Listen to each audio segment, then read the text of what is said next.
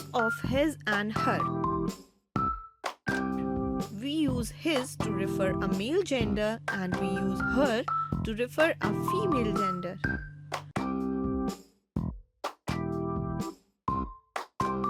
This is Gaurav. He's a good boy.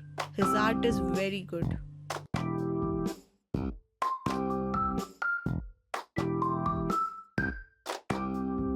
This is Tina. She's a student. Her bag is very heavy.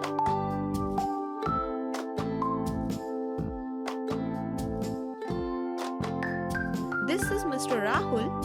He's a writer. His stories are very popular.